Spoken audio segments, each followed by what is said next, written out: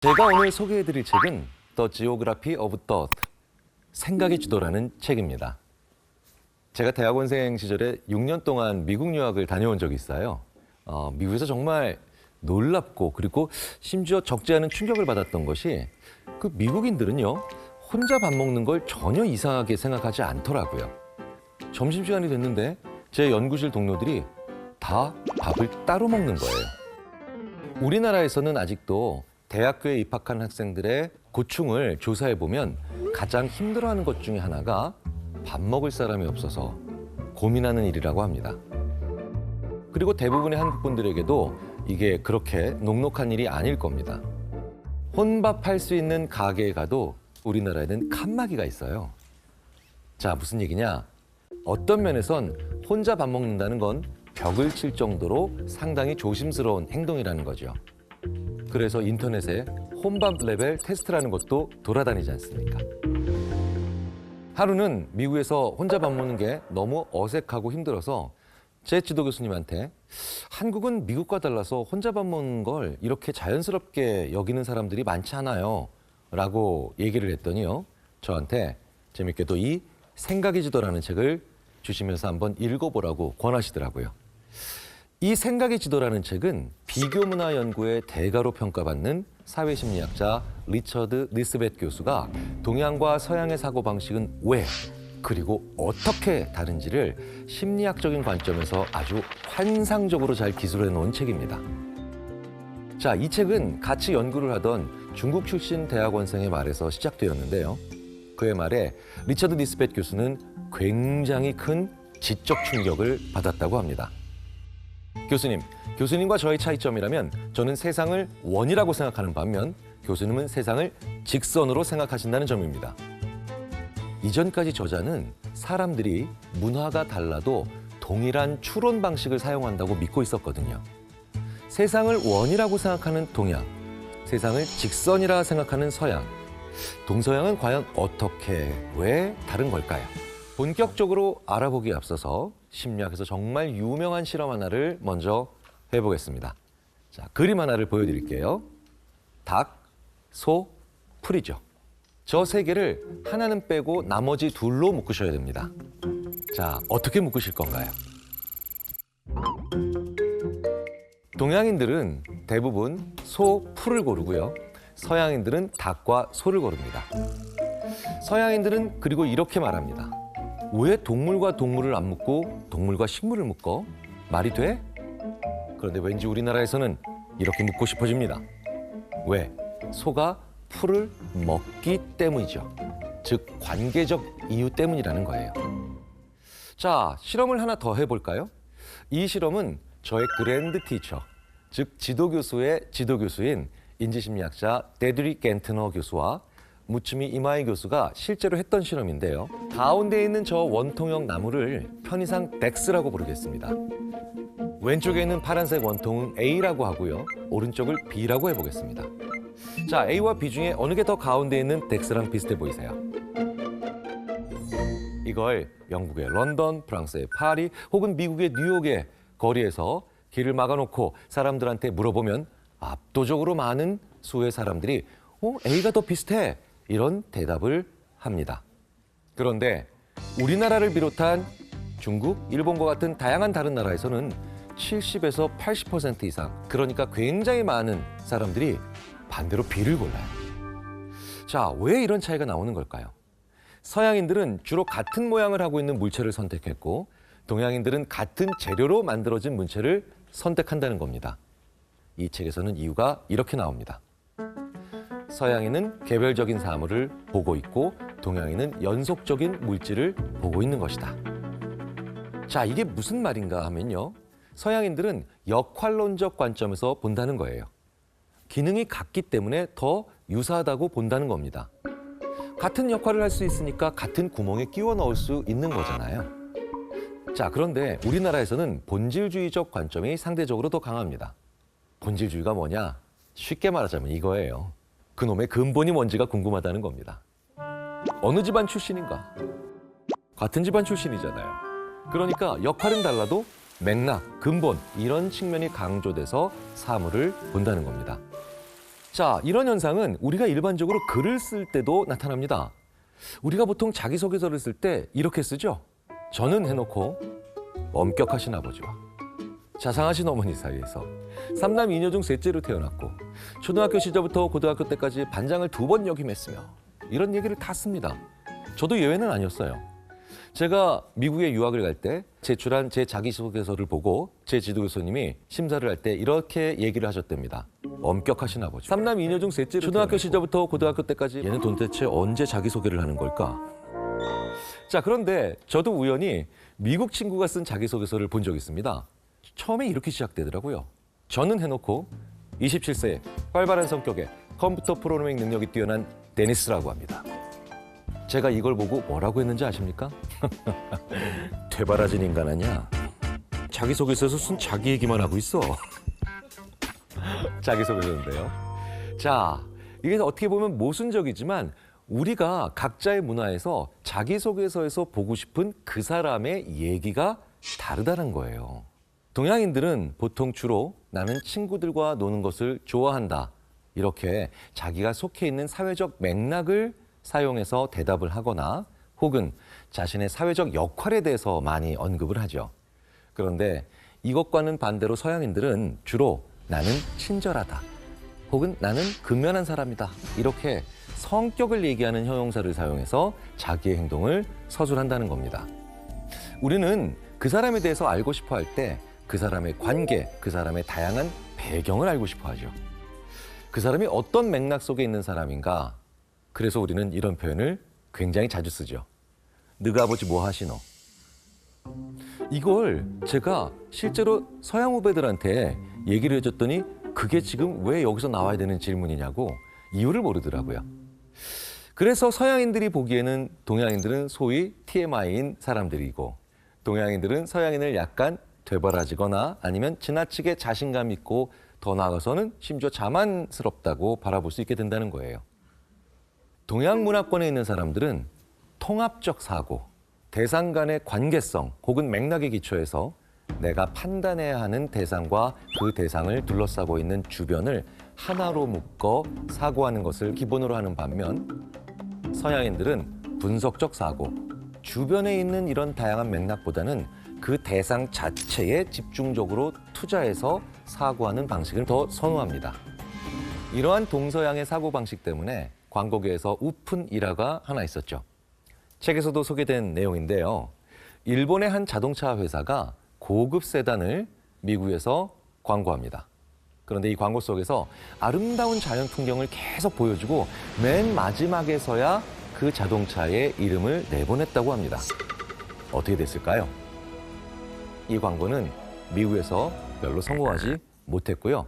대신 나무나 바위의 판매고만 증가했다고 합니다. 자연과 하나가 되는 메시지는 서양인들에게 덜 매력적이었던 거죠.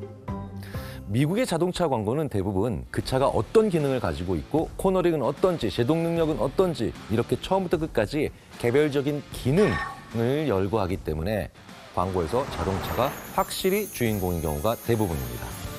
우리나라의 자동차 광고 중에 드라마 미생의 주인공인 장그래가 등장하는 광고가 있습니다. 앞부분에는 장그래의 회사 생활이 계속 보여져요. 그리고 마지막쯤에 차가 달리는 모습이 나옵니다. 거기서 장그래가 이렇게 얘기해요. 나만의 완생을 향해. 내가 완생을 향해 가려면 뭔가 이 차와 함께 해야 할 것 같은 그런 기분이 들어요. 당장 달려가서 이 차를 사고 싶은 마음이 든다는 거죠. 아마 이 광고는 더 이해 못했을 겁니다. 실제로 저는 이 광고를 연구하는 심리학자인 제 미국인 동료와 본 적이 있어요. 저는 그 친구에게 이렇게 얘기했죠. 이 광고가 정말 잘 만든 광고야. 그 광고가 뭐냐고요? 요즘 어떻게 지내냐는 친구의 말에 은조로 대답했습니다. 그 장면에서 제가 번역을 해줬는데 번역하니까 정말 이상하더라고요. 요즘 어떻게 지내냐는 친구의 말에 How are you? 은조로 대답했습니다. 은조. 아니 How are you의 저건 무슨 뜻이야? 무슨 광고가 이래? 그런데 우리가 보기에는 그 당시에 너무 센스 있고 괜찮았던 광고였죠. 주변 맥락보다는 사물에만 초점을 맞추는 서양의 사고방식과 관계와 맥락을 중요시하는 동양의 사고방식의 차이를 정말 뚜렷하게 보여주고 있는 겁니다. 자, 이와는 반대로 동서양 문화권의 사람들이 어떤 것을 가치 있게 생각하는지를 잘 이해한 덕분에 사고를 해결한 일도 있었습니다. 자, 2007년에 아프간에서 탈레반이 한국인들을 납치해 인질로 잡았던 안타까운 사건이 있었어요. 그들은 본인들의 잔인함을 보여주기 위해 두 분을 살해하고 추가로 살해하겠다고 발표하죠. 인질로 잡힌 한국인들을 구하기 위해서 한국에서 국정원 관계자가 아프가니스탄으로 직접 파견됩니다. 보통 미국의 CIA가 출동하거나 협상팀이 출동해서 정밀 타격을 할까, 특수부대를 보낼까 고민하는데 이 한국에서 온 그 국정원 관계자분은 현지에 도착하자마자 한 일이 바로 기존 협상 담당자를 파슈툰족 말을 가장 유창하게 하는 한국인으로 바꾼 겁니다. 왜냐하면 납치한 괴한들이 파슈툰족이었거든요. 당시에 아프가니스탄을 대상으로 한 서구의 협상에서는 오직 협상 능력 자체만을 중요하게 보고 있어서 그 세계에서는 찾아볼 수 없었던 전략이었다는 겁니다. 그리고 이 전략은 결국 성공했고 석방을 이뤄냈죠.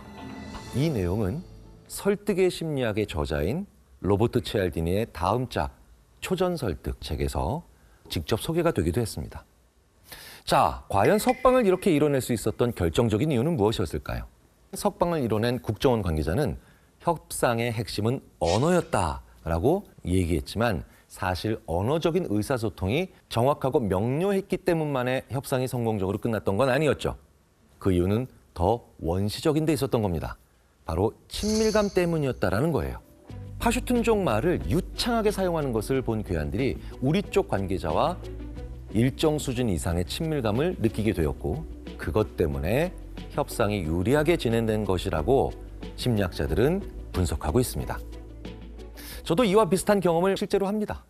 부산에 가면요, 저는요 자갈치시장에서 아지매 한번 해봅니다. 그러면 서울 아저씨가 아이고 예뻐 보이네 라고 하면서 어묵 하나 더 주세요. 또 한 번은 광주에 가서 식당에서 떡갈비를 먹는데 그냥 장난스럽게 음이 더운 거 이렇게 해봤어요. 이러면 또 아이고 귀엽다고 성의가 가상하다고 밑반찬을 더 주시더라고요. 사실 이 모든 게 언어에서 오는 친밀감 때문이죠. 동양인들은 인간관계 속에 조화롭게 적응하기 위해서 끊임없이 자기 비판을 하지만 서양인들은 개성을 중시하기 때문에 자신을 긍정적으로 보려고 노력한다. 관계를 중시하는 동양인들은 하나의 환경에 적응해서 나아가기 위해 내가 중심이 되는 게 아니라 보통 다른 사람, 다른 환경을 중심으로 놓습니다. 그렇기 때문에 내가 뭘 잘못했는가를 보는 게 중요하게 되죠. 자기를 검토하고 비판한다는 얘기는 소위 말해서 내가 다른 사람들과의 관계 속에서 잘 지내겠다고 하는 욕구가 있기 때문입니다. 우리나라에서 정말 잘 쓰는 자기 비판적인 말이 하나 있죠. 부모님들이 보통 결혼식 때 잘 쓰는 말이에요. 보잘것없는 제 아이의 결혼식에 와주셔서 감사합니다. 만약 제가 제 서양 친구에게 이런 말을 했다면 정말 의아해할 겁니다. 경일, 왜 그래? 다른 사람도 아닌 최소한 너는 너의 자식을 좋아해야 되지 않아? 라고 말을 하지 않을까요? 사실 동양에서는 자기를 비판한다는 건 자기의 특성을 부정적으로 본다는 게 아니죠. 나를 좀 더 낮춰서 상대방을 더 잘 보겠다는 뜻입니다. 내가 높은 데 있는 것보다는 낮은 곳에 있어야 상대방을 더 잘 볼 수 있잖아요. 그러니까 동양인들의 겸손, 특히 한국인들의 겸손은 내가 너를 더 잘 살펴보겠다. 그러니까 나를 더 낮춘다라고 하는 굉장히 전략적이고도 현명한 생각의 결과이기도 합니다. 그래서 이 책에서도 동양인들이 타인의 진짜 속마음과 감정을 서양인에 비해서 더 잘 읽어낸다라는 표현들이 등장합니다. 우리는 어떤 사람을 고지고대로 잘 안 보잖아요. 그 사람이 말한 정보만 가지고 판단하지 않기 때문입니다. 여러 가지 맥락을 고려해서 그 사람에 대해서 많은 걸 기억하고 많은 걸 파악할 수 있다는 겁니다. 그래서 우리나라 사람들은요, 식당에 들어가면 식당의 본래의 기능인 음식 외에 많은 것들에도 정말 많은 신경을 씁니다. 미국에서 제가 한번 이런 적이 있어요. 어떤 대학원생 하나랑 이제 친해져서 식당에 같이 갑니다. 저는 계속 두리번거리면서 인테리어도 깔끔하고 분위기도 괜찮고 조명도 딱 제 스타일이더군요. 그래서 제가 이랬어요. 여기 너무 괜찮다. 그랬더니 그 미국 친구가 저한테 이럽니다. 너 여기 처음 왔고 음식 아직 안 먹었어. 이러는 거예요.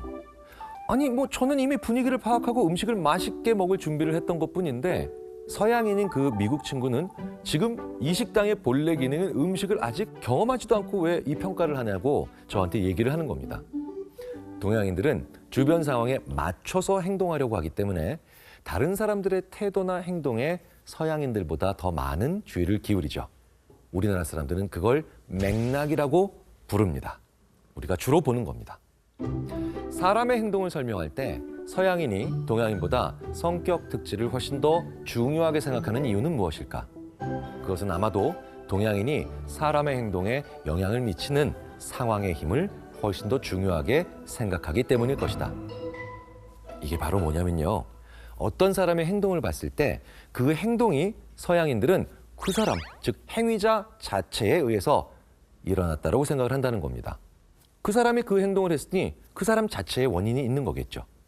그런데 우리는요, 그 이유가 사람 자체가 아니라 주변에 있는 환경에 있을 가능성을 더 크게 본다는 거예요. 이 때문에 동양인들은 기본적인 귀인 오류를 덜 범하게 된다고 합니다. 기본적 귀인 오류란 뭐냐면요, 행동을 유도한 상황의 힘을 무시하고 행동의 주 원인을 그 사람의 성격 혹은 그 사람의 성향 이런 것에만 두는 그런 경향을 말합니다. 여기에는 내부 귀인, 외부 귀인이 있죠. 내부 귀인이란 뭐냐면요, 제가 가다가 넘어졌어요. 그러면 원인이 저한테 있는 겁니다. 넘어진 이유가 제가 술 취했기 때문이거나 혹은 제가 피곤했기 때문이거나 어쨌든 즉 원인이 저한테 있는 거죠. 그런데 외부 귀인은 뭐냐? 다른 상황에 그 원인을 두는 겁니다. 제가 넘어진 이유가 외부 상황, 즉 미끄러운 바닥이나 아니면 뭔가 걸려 넘어질 만한 것들이 있는 그런 안 좋은 환경에 있을 거라는 것이 바로 외부기인이라는 거예요. 그래서 사람이 넘어졌을 때요, 서양인들은 내부기인을 많이 하니까 바로 이렇게 물어봅니다. Are you okay? 이렇게 다 말하면서 다가오죠. 여기에 여러 가지 뜻이 있더라고요. Are you okay가 너 괜찮니? 라는 뜻으로 우리는 일반적으로 해석을 해야 되지만 이 표현에 너 술 먹었니? 너 아프니? 즉 네가 방금 전에 하는 행동이 너한테 원인이 있는 거야 라고 하는 전제하에서 이런 말을 할 가능성이 크다는 거예요. 그런데 한국에서는요, 사람이 넘어지잖아요. 물론 우리도 똑같이 괜찮으세요? 라고 묻습니다. 하지만 그 다음에 어떤 말이 나오느냐? 바닥 되게 미끄러우니까 조심하셔야 돼요. 이런 말들이 어렵지 않게 나온다는 거예요. 동양 사람들은 주변 상황에 맞춰서 행동하려고 하니까 어떤 사람이 넘어지면 원인이 그 사람이 아닌 미끄러운 바닥이라고 생각하는 외부인이 잘 된다는 겁니다. 저도 실제로 이 연구를 해본 적이 있죠. 한 장면이 있습니다. 대략 3분짜리 필름이에요. 며느리와 시어머니로 보이는 두 사람이 등장합니다. 그리고 이 며느리와 시어머니는 뭔가 다툼이 있는 것 같아요. 이런 장면을 서양권 국가에서 온 학생들에게 보여주고 이 논쟁 혹은 이 말다툼의 이유는 뭘까라고 하면 필름에 두 명 나오죠. 며느리와 시어머니. 그러니까 며느리파와 시어머니파로 나뉩니다. 이게 바로 서양 문화권에서 온 학생들의 특징이죠. 자, 그런데 제가 이걸 한국 학생들한테 보여줍니다. 그리고 이 문제의 원인은 어디에 있느냐?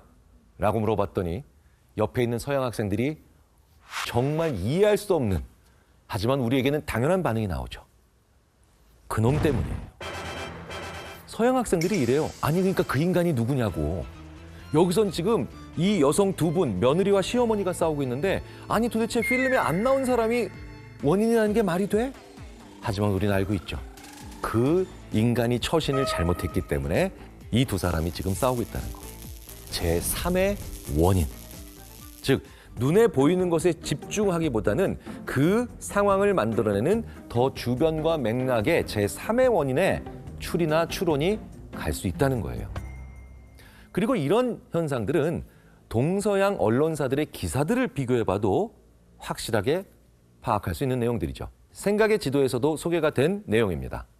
해고를 당한 미국인 우편 배달부가 자신이 일하던 우체국에 들어와서 상사와 동료 고객들을 총으로 쏴서 살해하고 스스로도 목숨을 끊은 사건이 있었습니다.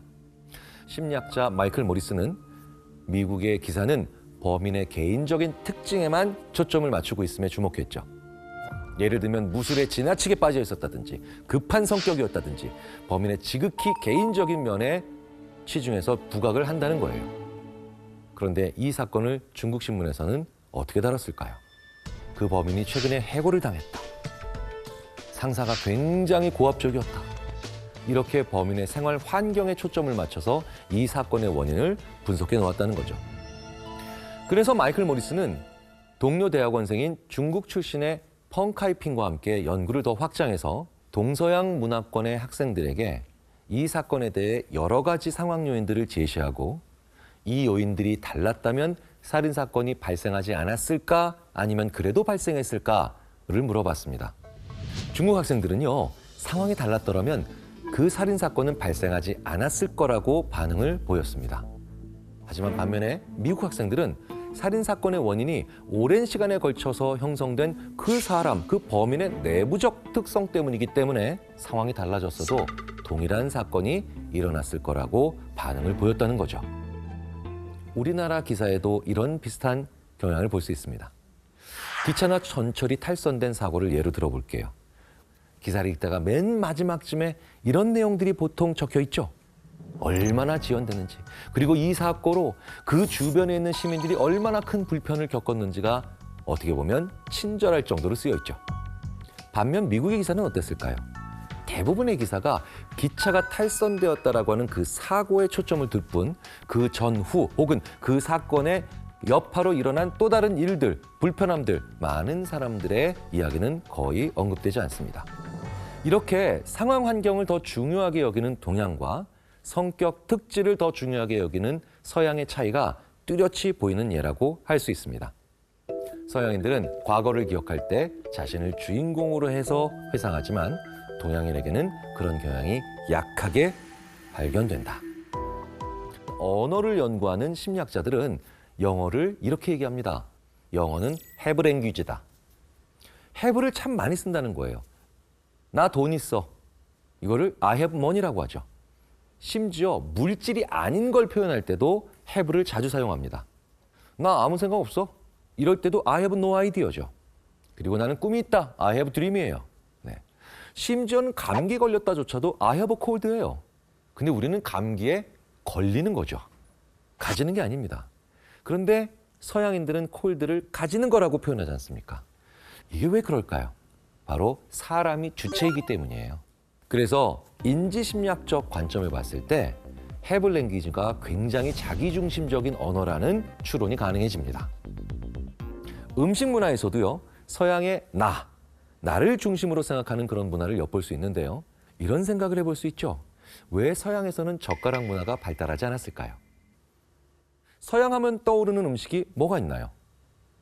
가장 대표적인 것 중에 하나가 스테이크죠. 그리고 이 스테이크 때문에 나이프와 포크는 필수적입니다. 서양의 음식은 먹는 사람이 알아서 잘라 먹도록 보통 덩어리채로 나옵니다. 나를 기준으로 하기 때문이죠.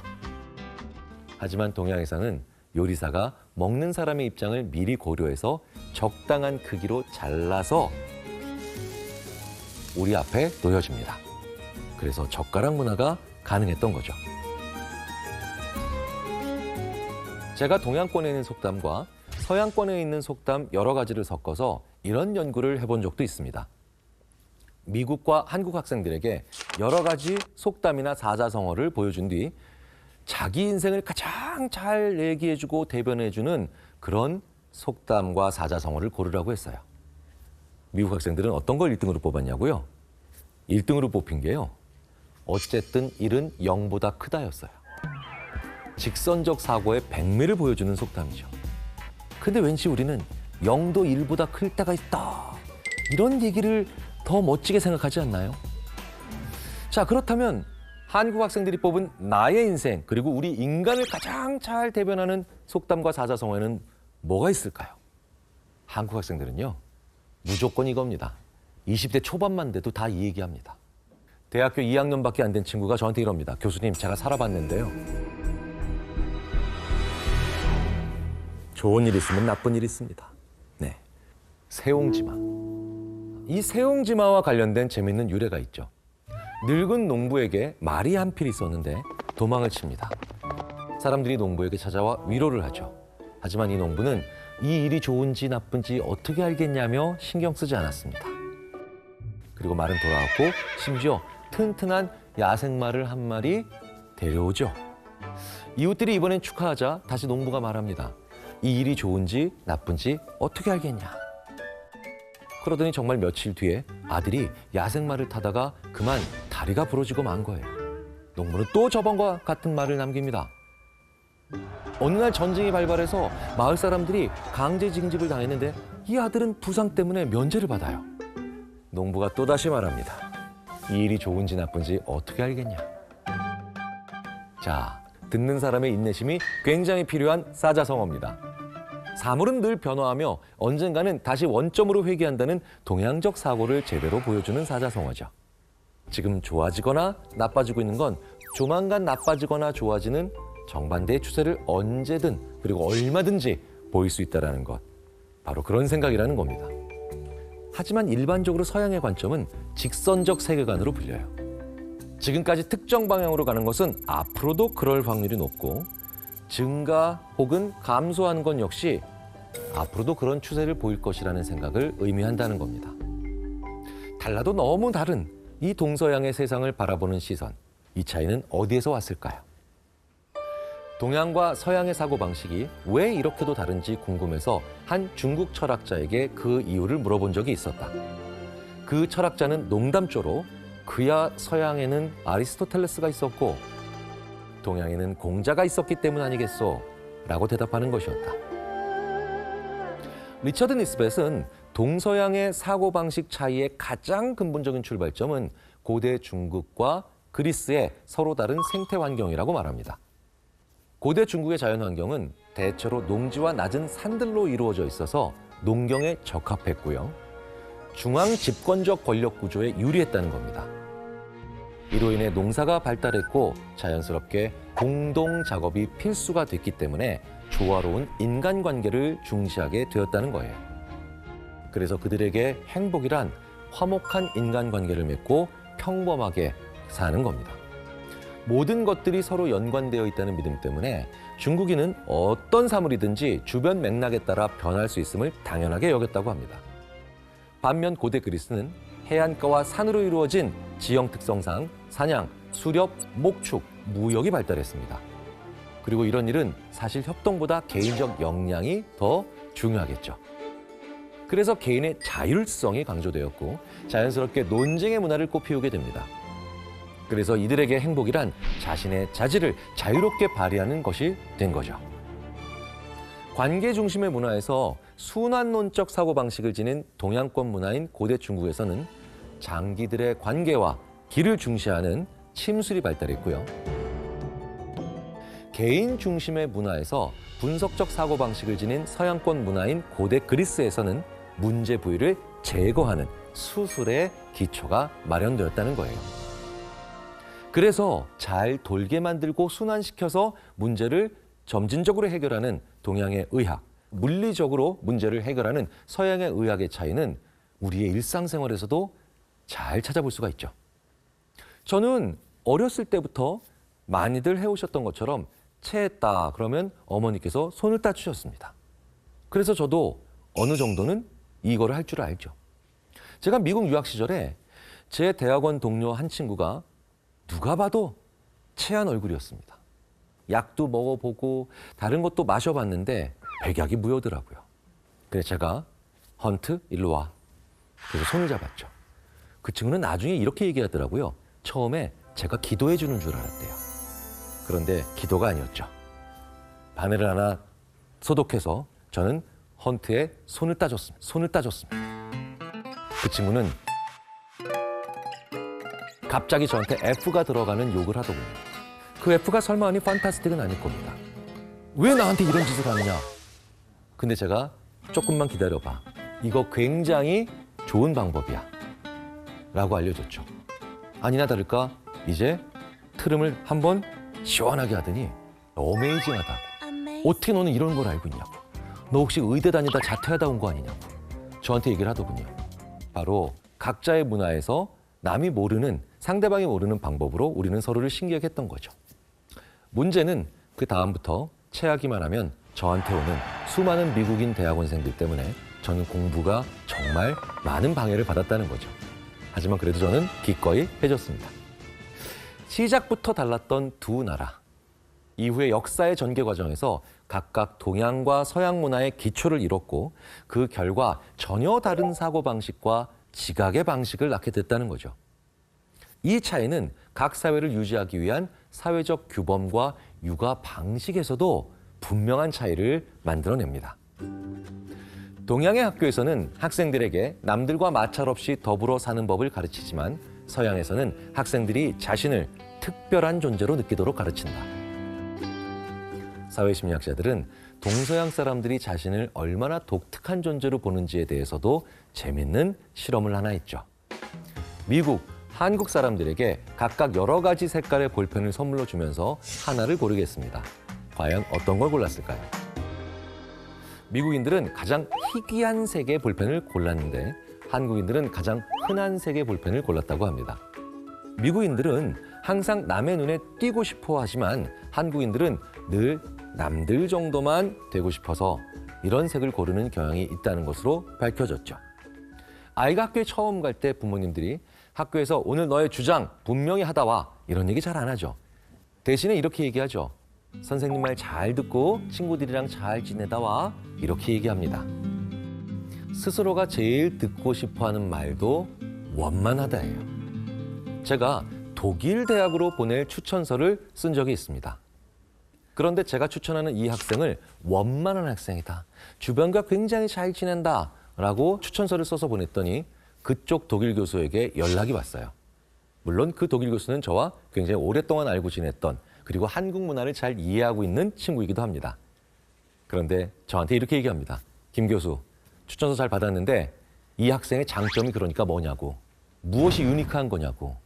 제가 이렇게 얘기했어요. 썼잖아. 원만하다고, 잘 지낸다고. 경일, 그러니까 됐고 이 학생의 장점을 얘기하라고. 저는 분명 최고의 장점을 써서 보냈는데 왜 서양에서는 원만하다라는 것이 유니크, 즉 그 사람의 독특한 장점이라고 생각하지 않느냐는 거예요. 그게 바로 서양에서는 학생들이 자기를 특별한 존재로 느끼도록 가르치기 때문입니다. 그러니까 서양에서는 다른 사람들과 두루두루 원만하게 지내고 싶어하는 학생이 있다면 보통 이렇게 말한다는 거예요. 네가 교장 선생님이 될 필요는 없잖아. 네가 여기서 원만하다는 건 다른 친구들에게 피해를 주지 않고 외톨이가 안 되는 정도까지만 하면 되는 거 아닐까? 이게 보통 서양의 관점이라는 겁니다. 거의 대부분의 아이들과 다 잘 지낸다? 이건 그들이 별로 바라는 게 아니라는 거예요. 인간관계를 강조하다 보면 다른 사람의 감정에 민감해지기 마련이지 않습니까? 서양의 부모님들은 자녀와 함께 놀이를 할 때 특정 사물에 초점을 맞추고 그 사물의 속성을 아이들에게 가르친다고 합니다. 반면 동양의 부모님들은 사물의 감정에 특별히 신경을 써서 가르치는데 특히 자녀가 말을 안 들을 때 이렇게 가르치죠. 너 밥 안 먹으면 고생한 농부 아저씨가 얼마나 슬프겠니? 담장이 아야 아프다고 하잖아. 책과 대화에서 많이 볼 수 있는 측면들이죠. 사물의 속성 자체에 관심을 기울이도록 훈련받은 아이들은 스스로도 독립적으로 행동을 하도록 생각을 하고 길러지지만 다른 사람과의 관계에 초점을 맞춘 훈련을 받은 아이들은 자신의 행동에 영향을 받는 다른 사람들의 감정을 미리 예측하도록 교육받는 셈이 됩니다. 5요인 성격 검사, 즉 빅5라는 게 있죠. 여기서 이 5, 즉 5가지의 성격 요인으로는 외향성, 신경증, 우호성, 개방성, 성실성이 있습니다. 미국에서 말하는 기업가 정신은 도전하고 창업을 주저하지 않는 정신입니다. 그런데 기업가 정신이 뛰어난 사람들을 봤더니 원만성이 그리 높지 않더라는 거예요. 무슨 얘기냐? 대부분의 다른 사람들이랑 잘 지내려고 하는 욕구는 그렇게까지 많지는 않다는 겁니다. 재밌는 건 우리나라에서도 볼 수 있는 현상이라는 겁니다. 우리가 알고 있는 많은 사람들 중에 새롭게 창업한 혹은 스타트업을 시작했던 아니면 실패했던 사람들조차도 모두 보면 내 주위에 있는 모든 사람들과 잘 지내야 한다라고 하는 강박관념은 거의 안 가지고 있는 걸로 나옵니다. 그런데 재밌는 건요, 개방성은 굉장히 높습니다. 개방성이라는 게 뭐냐면요, 새로운 사실을 받아들일 수 있는 그런 자세를 뜻하는 거죠. 인생을 살다 보면요, 지금까지 내가 생각해왔던 것이 이게 잘못된 거구나 라는 걸 느끼게 해주는 사람들이 있죠. 이렇게 기업가 정신이 강한 사람들은 내가 틀렸다라고 하는 사실을 알려주는 이런 사람들을 만나면 바로 납득을 해버립니다. 고집 부리지 않는다는 거예요. 그러니까 서양에서 창업이 예전에 더 많았던 이유는, 즉 도전을 많이 하는 이유는 바로 이것 때문이라는 겁니다. 우리가 우호성이나 원만성을 너무 중요하게 생각한 것이 아니냐를 한 번쯤 돌아볼 필요가 있다는 겁니다. 그리고 이건 오히려 그들에게 배울 필요가 있는 대목이죠. 실제로 우리나라에서도 우호적이지는 않아도 소위 말하는 개방성이 높은 사람들이 더 적정하게 행복하다라는 결과들이 관찰되고 있습니다. 왜냐하면 우리가 너무 많은 사람들을 만나고 살아가기 때문에 이런 면은 우리가 생각해 볼 필요가 있다는 거예요. 미국인들은 아주 어릴 적부터 자기 의견을 주장하는 훈련을 받는다. 일본에는 자유롭고 활발한 토론이라는 것이 거의 존재하지 않는다고 한다. 왜냐하면 논쟁이 집단의 화목의 위험 요인으로 작용한다는 인식 때문이다. 관계를 중시하는 동양 사회에서 개인의 과제는 남들보다 더 뛰어나다, 더 독특하다라는 평가를 얻어내는 것이 아니라 복잡한 인간관계 속에서 화목을 유지하고 집단의 목표를 달성하기 위해 자신의 몫을 다하는 것을 의미합니다. 동양 문화권 내에서도 역시 많은 차이가 존재하며 심지어는 독립성과 상호 의존성이라고 하는 차원에서조차 차이가 있을 수 있다. 일본은 전형적인 집단주의 문화죠. 집단주의 문화라는 게 뭐냐면요, 집단이 그냥 나를 표현한다는 겁니다. 그래서 일본인들은 자기가 일하던 회사가 망하거나 혹은 자기의 나라가 전쟁에서 지면 갑자기 자살을 하거나 할복을 하는 경우를 우리가 종종 볼 수 있죠. 그런데 이런 장면을 한국 분들이 보면 좀 의아해한다는 거예요. 애국심과 애사심과는 별개의 문제라는 거예요. 나라가 전쟁에서 진다는 건 당연히 땅을 치고 속상해하고 슬퍼할 일이지만 그렇게 자기를 쉽게 소멸시키는 걸 보고 이런 얘기를 할 수 있다는 겁니다. 아니, 왜 저렇게 오버를 하지? 저 사람은 가족도 없어? 회사도 안 다녀? 친구도 없어? 무슨 얘기일까요? 너는 나라가 망했어도 너와 관계를 맺고 있는 수많은 사람들을 위해서 아직도 해야 할 일이 많다는 거예요. 그런데 어떻게 무책임하게 그렇게 쉽게 자아를 소멸시키냐는 거죠. 그런데 일본에서는 이럴 때 자기를 소멸시키는 게 오히려 더 대의를 위하거나 아니면 깨끗하다라고 생각하는 경향이 있다는 겁니다. 일본의 집단주의와 한국의 관계주의의 차이를 보여주는 대목입니다. 그래서 되게 재밌는 건 한국 사람들을 볼 때 일본 사람들은 굉장히 능수능란하며 종잡을 수 없는 사람이고, 한국인의 관점으로 일본 사람들 보면 성실해 보이지만 어떻게 보면 맹목적으로 보이기 쉽다는 거예요. 굉장히 다른 문화입니다. 그런데 재밌는 건 산업사회 시대에서의 일본의 집단주의는 성장의 동력이 됩니다. 한 목소리를 가기 쉬우니까요. 그런데 이렇게 다변화된 사회, 산업사회를 넘어서 소위 말하는 정보화 사회, 굉장히 다양한 생각들이 공존해야 되는 사회에서는 오히려 한국이 더 유리해지게 된 게 아니겠는가라고 연구자들은 생각합니다. 관계주의는 우리라고 하잖아요. 우리라고 하는 게 정말 독특한 겁니다. 그래서 우리라고 하는 이 한국 사람들은 다양한 개인이 존재한다기보다는 다양한 우리가 존재한다고 봐야 됩니다. 제가 늘 말씀드리는 바이기도 합니다. 느슨하지만 다양한 관계, 즉 우리가 행복해지려면요, 우호성이나 원만성은 적정하게 유지하면서 개방성은 높이는 게 좋더라고요. 그런데 이렇게 느슨한 관계를 많이 가지고 있다는 얘기는 21세기 한국 사람들이 좀 더 재밌는 문화로 나아갈 수 있다는 게 됩니다. 이게 외국에 나가면 극단적인 차이로 보여요. 일본은 1980년대, 1990년대에 해외에 나가서 현지에 공장을 지으면 그 사람들을 일본화 시킨다라는 얘기를 많이 들었습니다. 즉 일본 사람들처럼 만들려고 했다는 거예요.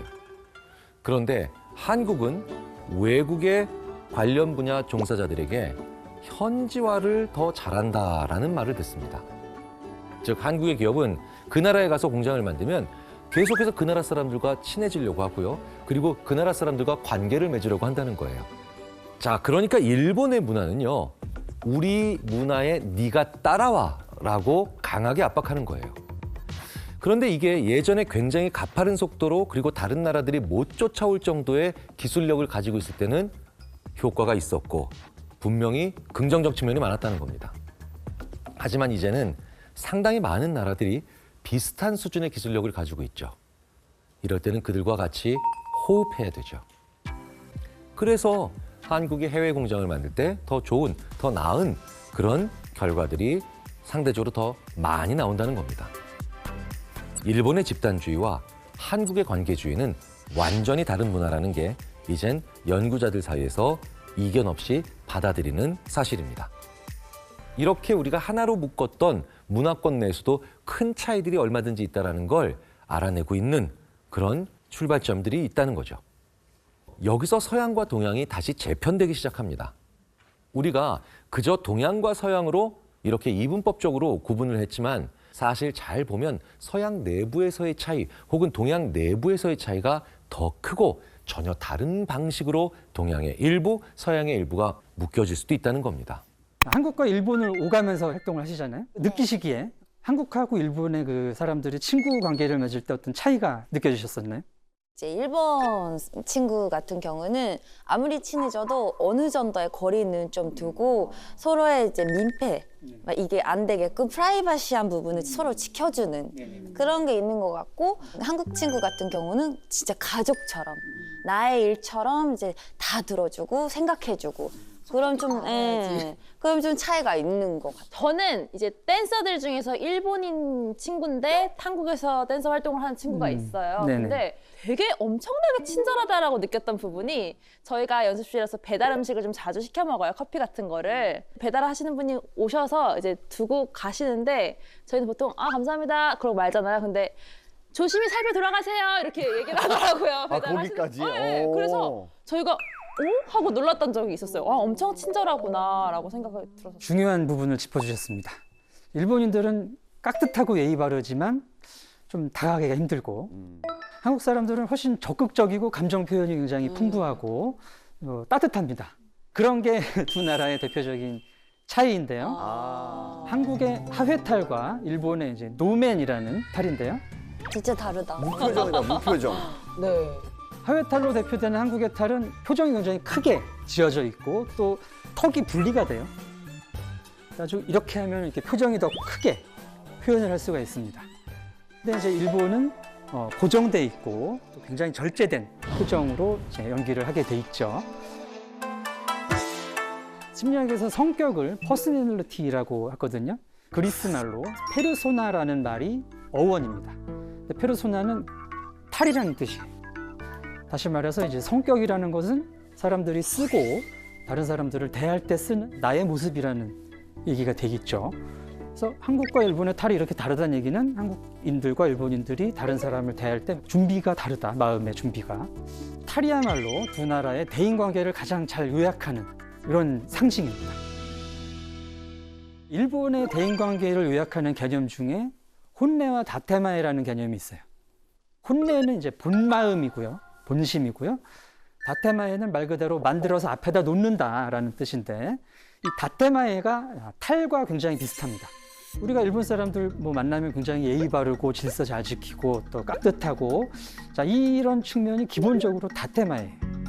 그리고 혼내라는 부분은 일본인들도 본인만 알고 가족이라든지 연인이라든지 친한 친구라든지 잘 드러내지는 않습니다. 우리는 어떻죠? 드러내죠. 드러내죠. 표정에서 다 보이죠. 그렇죠. 또. 네. 이렇게 이제 한국 사람들이 자기를 솔직하게 드러내려고 한다는 것, 또 일본 사람들은 자기를 좀 드러내지 않으려고 한다는 것은 두 나라의 욕 문화를 보면 또 잘 아실 수가 있습니다. 욕이요? 예. 일본에서 가장 많이 쓰는 욕이라면 뭐가 있을까요? 바보, 바보. 일본어로 하면 빠까, 빠가, 아니면 멍청이, 뭐 멍청, 아호. 아호. 근데 이 정도는 애교라서 네네. 욕이라고 생각도 안 그래요? 하고. 좀 심한 게 있다면? 그래서 심한 욕을 전 잘 모르겠어요. 심하다고 느껴본 적이 없어서 그런 것 같아요. 그럼 너무 화가 나면 뭘로? 어떻게 해요? 푸시지? 쿠서, 쿠서. 쿠소가 이제 똥이라는 뜻이죠. 대표적인 일본 욕이 이제 바카야로는 이제 말과 사슴이라는 뜻입니다. 말과 사슴이 욕이라니 굉장히 충격적인데요. 하찮다는 느낌이 좀 들죠.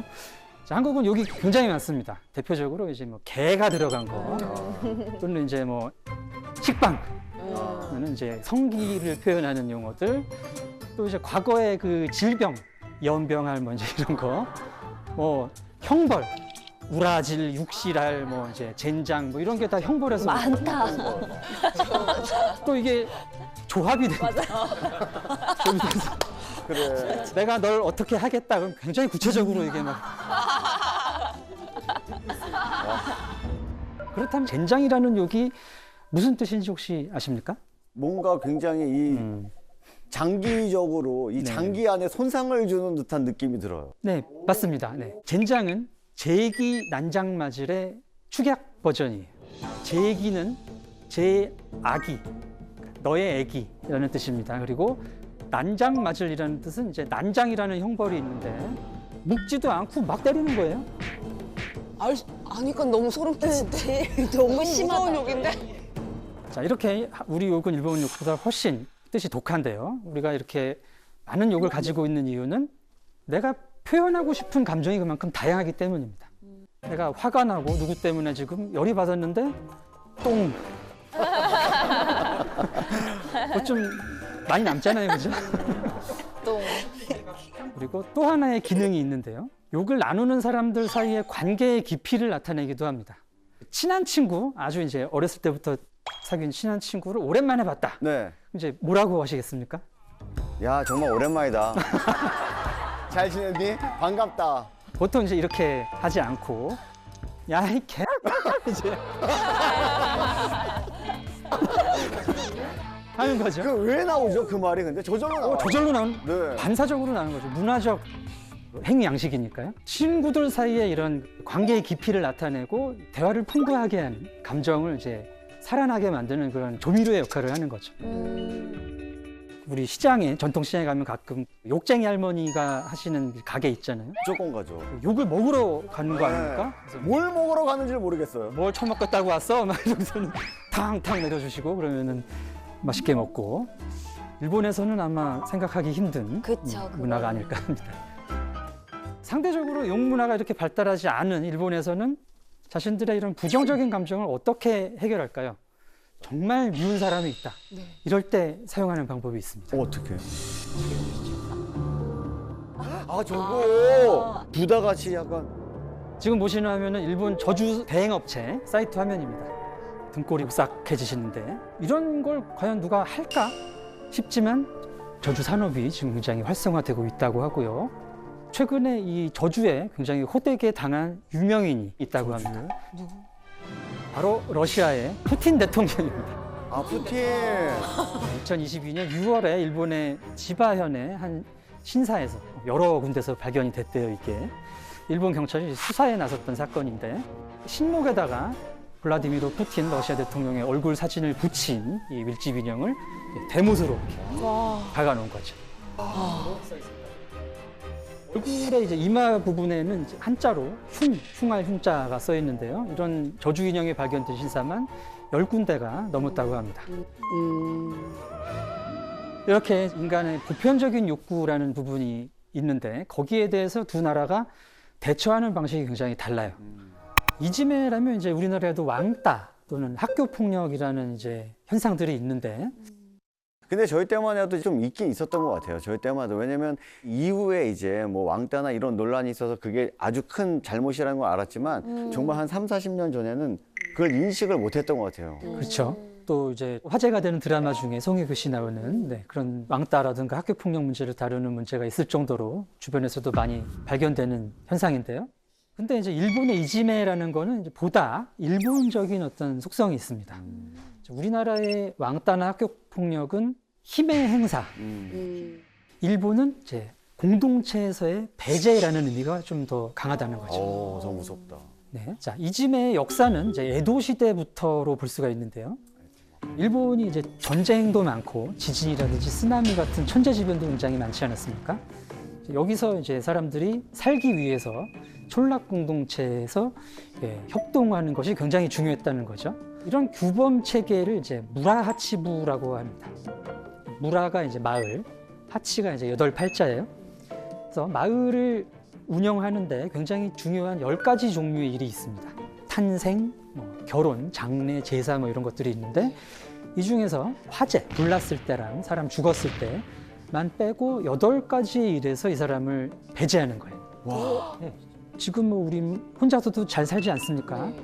앱 깔아가지고 다 하면 되는데. 근데 과거에는 그렇지 않았다는 거죠. 특히나 이제 섬이라 이동도 힘들고 자기가 사는 지역을 밖으로 벗어날 수도 없어요. 영주의 허락 없이는. 그렇기 때문에 이제 이 마을에서 제외된다는 거는 이 사망 선고나 다른 바가 없다는 거죠. 일본은 그 사회 전반적으로 이런 현상들이 나타납니다. 자, 심지어 일본 왕실에서도 이짐의 현상이 있었는데요.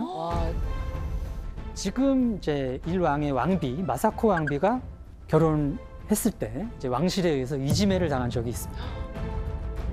왕비요? 네. 전통성 때문에 그런 건가요? 뭐 여러 이유가 있었는데요. 마사코 왕비가 이제 도쿄대 출신의 외무고시를 합격하고 5개 국어를 하는 수재였습니다.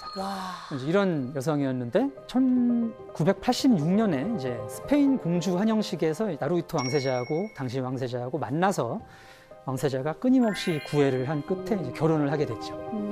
그래서 외교관 출신이었던 이 마사코 왕비가 일본 외교에 어떤 신선한 바람을 일으켜줄 수 있을 것이다 해서 굉장히 기대가 컸습니다. 초반에는. 근데 왕실에서 굉장히 삐딱한 시각이 계속 나타났던 거죠. 이 왕세자비가 이짐에 당한 이유가 뭘까요? 저는 되게 어처구니 없는 이유로 이짐을 시켰을 것 같거든요. 어떤 거요? 그러니까 되게 어처구니 없을 것 같은 네. 걸로 하자면 아내가 더 키가 커서. 진짜 어처구니 없다. 아니 키가 큰 게 제일 키큰 게 제일 키가 큰 게 제일 옆에 있었네. 비슷한 그래요? 비슷한 이유. 아니 이세를 위해서 키가 큰 여자도 괜찮잖아요. 충격적인데? 1993년에 이제 결혼 발표 기자회견서부터 이제 도마에 올랐는데요. 그 이유가 바로 신랑보다 28초 더 많이 말했다. 저는 욕할 뻔했네. 마사코 왕세자비가 9분 37초, 그리고 나루히토 왕세자가 9분 9초를 말했다고 하는데 남편보다 28초를 더 말했다는 이유로 이거 말이 안 된다. 아니 그럼 미리 얘기를 해주죠. 좀 남편보다 적게 얘기하라고. 그건 또 알아서 해야 되지 않았을까 하는 느낌이 있습니다. 또 이제 가비 씨 말씀하신 것처럼 신부가 더 크다는 이유도 있었고요. 안 되게 정말. 네, 국내청에서 이제 왕비가 적응 장애를 앓고 있다라는 발표를 할 정도였고요. 자, 일본 왕족의 이짐의 스캔들이 이 한 번이 아니고요. 시어머니셨던 이제 미츠코 왕후 전 왕후도 귀족이 아닌 평민이라는 이유로 이지매를 당했던 적이 있습니다. 어머. 드레스 코드를 안 가르쳐 주는 거예요. 다음 날 행사가 있는데 그래가지고 기모노를 입고 와야 되는데 혼자만 양장을 하고 왔다든지 다 남색으로 입고 와야 되는데 혼자 하얀 옷 입고 오게 만든다든지 그래서 이제 입방아에 오르게 하는 거죠. 근데 너무 귀티는 귀족처럼 생기셨는데. 더 예쁘죠? 네. 희한해요. 더 예뻐요. 왕실에서도 이렇게 이지매를 당할 정도니까 뭐 보통 사람들은 일상적이지 않을까 이런 느낌이 드는 거죠. 예를 들어서 뭐 어린이집서부터 지켜야 될 규칙들이 굉장히 많습니다. 그리고 또 그걸 지키지 않았을 때 오는 이제 손가락질이라든지 이짐에 이런 이제 부담감이 너무나 크기 때문에 압박에 시달릴 수밖에 없는 것이죠. 란도셀이라는 가방이 있어요. 초등학생들이 쓰는 가방. 그게 규격입니다. 다른 가방을 쓰면 안 돼요. 그래서 다 똑같은 가방을 네. 메고 다닌 거군요. 교복이면 교복, 교복 안에 들어가 있는 뭐 손수건이라든지 이런 용품 같은 것도 다 맞춰서 가져가야지.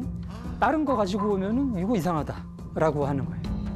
또 이제 유치원 설명회 같은 거 갈 때 어머니들이 복장이 있습니다. 해야 되는.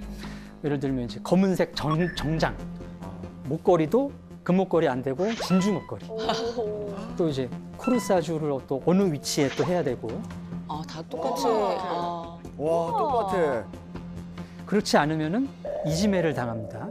그리고 또 옆에는 모닝구 무스메라는 아이돌 그룹의 이제 전 멤버 츠지 노조미라는 분인데 이 사람이 이제 딸 유치원 입학식 때 찍은 사진이에요. 이 사진이 공개된 다음에 엄청난 악플을 받았습니다. 검은 옷을 안 네. 입었어. 그러니까 이제 검은 정장에 진주 목걸이, 코사지를 안 했다는 이유로 엄청난 악플을 받은 거죠. 저건 엄마 자격도 없다면 이제 이런 거예요. 신세대 엄마인데. 우리 입장에서는 뭔 상관입니까? 애 입학하는 날이지 뭐. 근데 이제 그런 압박이 있다는 거고요. 자, 공원 데뷔라는 말 들어보셨나요? 공원 데뷔. 데뷔? 예. 네? 처음 공원 가는 건가? 왜냐면 일본에는 고등학교 데뷔라는 말이 있더라고요. 고등학교 처음 가면 고등학교 데뷔한다고 하더라고요. 그래서 공원 처음 가는 게 네. 공원 데뷔? 맞습니다. 네. 유모차 탈 정도의 아이가 이제 공원에 가서 공원에 먼저 계시는 어머니들한테 이제 인사를 드리는 일종의 이제 신고식입니다. 근데 이날 되게 어머님들 엄청 긴장하고 가시잖아요. 왜냐면 이 데뷔를 잘못됐다가는 이제 잘 그 엄마들이랑 어울리지 못하고 쭉 지내야 되니까 굉장히 중요한 날이잖아요, 어머님한테는. 뭐 입어야 되는 옷도 있고 책까지 나왔어요. 여자아이를 잘 키우는 법. 여자아이를 잘 키우는 법에 보면은 화장법. 화장은 짙지 않게 너무 복장은 화려하면 안 되지만 또 너무 촌스러워도 안 된다. 미니스커트는 절대 안 된다. 대화의 내용은 아이의 이름을 물어보고 나이를 물어볼 수는 있는데 너무 지나치게 친한 척을 하면 또 안 된다. 금기사항이 또 몇 개 있고요. 애들끼리 싸울 수 있는 뭐 장난감 좋은 거 이런 거 또 갖고 나가면 안 되고 이 데뷔에서 실패를 하면은 그 동네에서 사는 걸 포기해야 되는 거예요. 거의 이사 가야 되는 수준입니다. 공원 데뷔하기도 쉬운 게 아니네요. 네. 이 실패한 엄마들 중에 이제 히키코모리가 된 분들도 있고 그렇다고 해요. 자, 대체 일본인들은 이지메를 통해서 뭘 얻고자 하는 걸까요? 나이토 아사오라는 이제 사회학자가 있습니다. 일본인 학자인데 이분은 이제 전능감이라는 용어를 씁니다. 전능감을 느끼기 위해서 이지메를 한다라는 거죠. 자, 일본이라는 사회는 어렸을 때부터 규칙이 굉장히 많이 있고 또 내가 이제 나한테 주어진 사회적 역할을 잘해야 되고 잘 못하면 또 민폐가 되는 거예요. 그러니까 내가 할 수 있는 게 별로 없죠. 그래서 이 사람들은 이제 다 이렇게 맞춰서 사는데 쟤는 왜 저러지? 이런 식으로 약간 눈 밖에 나는 사람들을 보면은 굉장히 화가 나는 거죠. 나는 이걸 다 참으면서 이렇게 살고 있는데 네가 뭐라고? 그래서 그 분노가 저기로 가면서 희생자를 따돌리고 막 이제 체벌을 가하면서 통제감을 느끼는 거죠. 자, 일본에 이지메가 있다면 한국엔 뭐가 있을까요? 갑질? 갑질. 갑질이 있습니다. 보통 계약의 당사자를 갑이라고 하고 용역을 제공하는 쪽을 이제 을이라고 하는데 갑이 을에 대해서 뭔가 이제 함부로 하는 거를 이제 갑질이라고 많이 합니다. 자, 이 갑질의 동기 역시 그 결핍된 통제력을 충족시키려는 부분이 있는데 하지만 일본의 이지메하고는 좀 차이가 있습니다. 자, 이지메가 집단의 규범을 어긴 개인에 대해서 집단이 응징을 하는 성격이라면 갑질은 개인적인 부분이 좀 커요. 그래서 어떤 사회적 지위가 높은 사람이 내 사회적 지위를 좀 과시하기 위해서 상대방한테 이렇게 권력을 막 행사를 하는 거죠. 자, 이렇게 자기의 권력을 또는 지위를 타인에게 강요하는 이유가 있습니다. 문화심리학에서는 이제 한국인들이 자기 가치감이 높다라고 보는데 나를 상당히 높게 평가한다는 얘기입니다. 여러분들도 아마 내가 이런 데 있을 사람이 아닌데 내가 이런 일을 하면서 늙을 사람이 아닌데 뭐 이런 생각해 보신 적 있으시죠? 그게 바로 자기 가치감이 높다라는 거예요. 자, 나는 소중하고 대단해요. 그러니까 어떻게 돼야 됩니까? 나를 좀 대접해주고 대우를 내가 이렇게 받아야죠. 잘났다는 거를 알아줬으면 좋겠는데 그렇지 못하니까 화가 나죠. 근데 또 이 화를 나보다 높은 사람한테 못 냅니다. 왜냐하면 갑질이란 자신의 우월한 지위를 상대방에게 강요하는 것이 본질이기 때문입니다. 그래서 갑질은 한국 사회의 거의 모든 인간관계에서 나타납니다. 회사에서는 상사나 뭐 이런 갑질을 받다가 내가 어디 가면 내가 갑질을 하는 거예요. 그래서 싸울 때마다 내가 누군지 그렇죠. 알아 이렇게 네. 되는 거구나. 내가 별 볼 일 없으면 우리 아버지가 누군지 알아? 가장 좀 하찮은 게 내가 어느 회사 다니는 줄 알아? 뭐 또 나오는데. 아, 그래서 그런지 우리나라 사람들은 일단 싸우기 시작할 때 몇 살부터 물어봐요. 그렇죠. 우위를 점하기 네, 위해서. 점하려고 우위를. 네가 초등학교 다닐 때 나는 뭐 대학생이었어. 넌 삼촌도 없냐? 뭐 이러고. 자, 이런 이지매와 갑질이라는 차이가 생기는 이제 근본적인 이유를 문화심리학에서는 이제 자기관이라는 개념으로 설명을 합니다. 자기관이라는 거는 이제 나에 대한 생각이라고 보실 수가 있는데 이 자기관의 종류가 한국과 일본이 조금 달라요. 그래서 예를 들면 한국 사람들은 이제 주체성 자기라는 측면이 우세합니다. 이제 주체성 자기는 내가 어떤 영향력을 미치는 주체로 본다는 거예요. 그래서 난 그럴 수 있는 사람이다.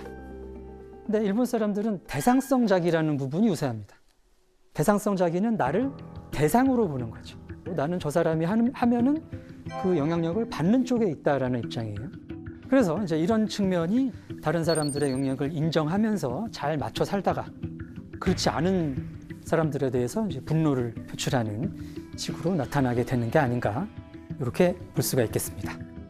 자, 세계의 문화를 여러 가지 기준으로 분류를 했던 네덜란드의 문화학자 홉스테드는 남성성 그리고 여성성이라는 지표를 만들어서 세계 50여 개국에 조사를 했습니다. 자, 그중에 일본과 한국은 각각 몇 위쯤을 했을까요? 약간 상위권일 것 같은데요. 남성성 남성성이. 둘 다?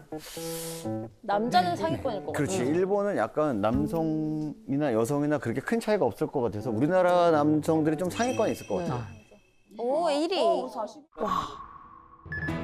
일본 1위. 우리 40위. 아니, 야. 자, 이 남성성 점수, 남성성 지표라는 게 의미하는 바는 남자와 여자의 사회적 역할을 구별할수록 남성성이 강하다. 일본이 남자와 여자의 성역할 차이가 크다라는 거죠. 한국은 우리는 크다고 느끼지만 생각보다 그렇지 않다 쪽에 있는 것이고요. 자, 김결 교수님은 이 결과에 대해서 어떻게 생각하십니까? 저는 몇 년 전에 그 캐나다 캘거리 대학의 이기범 교수님이라고 계신데 굉장히 재미있는 그 연구 결과를 보여주셨어요. 여성과 남성의 성향 차이가 가장 적은 나라 중에 하나가 한국이에요. 성향 차이. 그러니까 내가 남성이라면 여성에게, 여성이라면 남성에게 소통이 많은 거죠, 의외로. 직면하고. 네. 그러니까 쉽게 말하면 아니 어디 여자가 어디 남자가 이런 느낌인 거지 이런 게 없다는 거잖아요. 거의. 이런 게 그렇죠. 없다. 그리고 또 그런 게 있다 손 치더라도 빠르게 그런 거를 허물고 경계선을 이제 없애는 그런 일들이 또 속도를 더 빨리 낼 수 있는 문화죠. 좋은 거네. 사실 이제 우교 가부장 문화다라고 많이 알고 계시지만 네. 한국이 사실은 굉장히 또 모계 사회적인 특징이 있습니다. 처음 듣는 분들도 계실 텐데 여러분 그 고모하고 이모 중에 누가 더 편하세요? 이모. 이모. 이게 우리가 모계 사회라는 증거입니다. 신기하다. 진짜네. 이모 편해요, 맞아요. 네네. 또 우리는 어딜 남자가 어딜 여자가 먼저 이런 얘기가 있었지만 현대 사회로 오면서 그게 점점 굉장히 빨리 없어지는 추세잖아요. 네. 근데 일본은 그런 차이가 굉장히 아직도 전통적으로 남아 있다는 거죠. 자, 그 차이가 가장 많이 나타나는 부분이 바로 말입니다. 말. 자, 나는 내가 좋아. 자, 이 말을 남자가 했을까요, 여자가 했을까요? 둘 다 할 수 있어요. 둘 다 할 수 있는 말이죠, 우리 말로는. 근데 이 말이 일본의 경우에는 좀 다릅니다. 정해져 있어요, 그러면 네. 저게? 자, 아유미 씨 한번 읽어주시죠. 위 거는 오레와 오마에가 스키다. 와타시 아나타가 스키요. 우리가 모른다고 그냥 막 얘기한 거 아니죠? 아니요, 정확해요. 확실해요? 정확해요. 자신감 있었어요, 지금. 네. 자, 오레와 오레와 오마에가 스키다. 오마에가 스키다. 이 얘기는 이제 남자 말입니다. 오레가 나고요. 오마에가 너입니다. 스키다, 스키가 좋다, 다라고 끝나죠. 아래 표현은 와타시 아나타가 스키요. 와타시가 여자 말입니다. 여자가 나를 칭하는 말이고 아나타가 당신, 여자가 말하는 당신이고 스키 다음에 요가 들어가죠. 요. 이렇게 뭐 단어, 말 이런 게 이제 완전히 차이가 있는 거예요. 좋아요. 그래서 이제 일본어 배우실 때 굉장히 조심해야 되는 부분입니다. 이거 잘 못 배우시면 30대 남자분이 막 여고생 말투 쓰는 거예요. 일본이 이렇게 남성과 여성의 역할을 예전부터 명확하게 구분을 해 왔죠. 우리도 이제 예전에는 그런 남녀 뭐 부부 유별이라든지 이런 차별이 있었지 않습니까?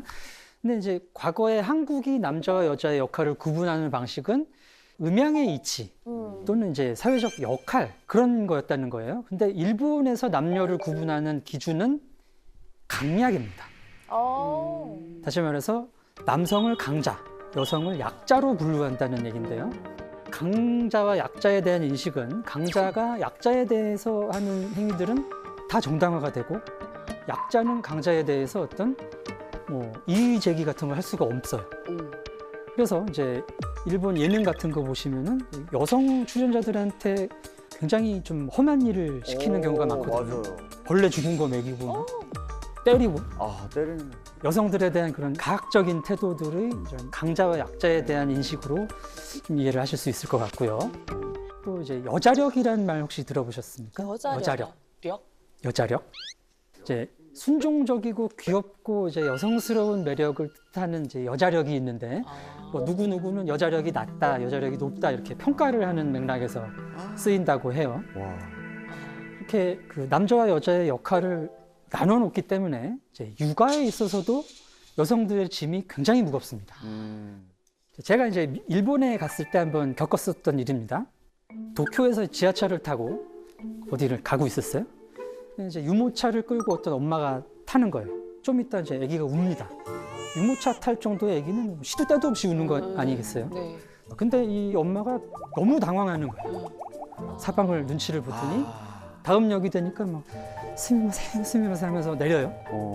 저는 그게 참 이해가 되지 않았었는데 실제로 일본인들은 갓난아이가 대중교통을 이용하는 것을 민폐라고 생각합니다. 그렇구나. 일본 민영철도협회에서 발표하는 지하철 민폐 행위 표현이 제일 순위인데요. 충격적이다. 흡연보다 높아. 아니 그러면은 유모차를 끌고 가는 사람은 그죠? 어떻게 하라는 얘기입니까? 그러니까. 이런 부분이 이제 어머니에게 요구되는 그 역할 때문인데요. 왜 저 애가 우는데 안 달래냐? 왜 안 내리냐? 이런 시선으로 엄마한테 보내는 거예요. 와. 자, 이런 분위기가 이제 일본에서는 어렸을 때부터 있다는 얘기죠. 폐를 끼쳐서는 안 된다. 아기가 우는 것조차 폐다. 재현은 아기가 있으니까 아기를 안고 타잖아요. 그러면은 모든 사람은 자기 아기처럼 맞아. 막 이렇게 해주시거든요. 네네네. 까꿍까꿍 해주고 막 뽀뽀로 보여주고 막 이제 그렇게 해서 한두 마디 붙이다 보면은 이제 어느 순간 또 별로 하고 싶지 않은 얘기까지 훅훅 던지실 때가 있죠. 사내예요? 딸인데요? 라든지 첫째야? 하나 더 낳아야지 막 이런. 그 얘기 진짜 많이 하세요. 예. 그래서 이제 그런 건 좀 약간 불편한 부분이죠. 이렇게 오지랖이라고 하죠, 이런 거를. 근데 우리가 보통 이제 오지랖을 상당히 좀 불편해하는 경우가 일반적입니다만은 남을 돕는 오지랖이 있습니다. 자, 2001년 일본 도쿄 지하철역에서 선로에 떨어진 일본인들을 구하려다가 목숨을 잃은 한국인 유학생이 계시죠. 이수연 씨. 자, 그는 아르바이트를 마치고 기숙사로 돌아가다가 지하철을 기다리는데 이제 어떤 취객이 떨어진 걸 본 거예요. 근데 아무도 이제 구해주는 사람이 없으니까 이제 자기도 모르게 들어가서 구하다가 피하지 못하고 돌아가셨던 일이 있습니다.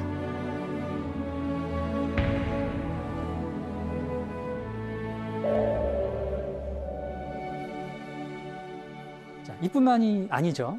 사고 영상 같은 거 가끔 이제 뜨는 거 보면은 짐차가 넘어져가지고 뭐가 다 깨져서 흘러나왔다 이러면은 주섬주섬 치우고 누구는 교통 정리하고 있고 그러면서 참견을 그렇게 합니다. 한국 사람들은 이럴 때 왜 그렇게 남의 일인데 이렇게 도와주셨어요? 남일 같지 않아서요. 내 일이라는 거예요. 그러니까 그 사람이 우리 아버지 같아서, 우리 엄마 같아서, 우리 아이, 조카 같아가지고 그냥 끼어들게 되는 거예요. 나도 모르게.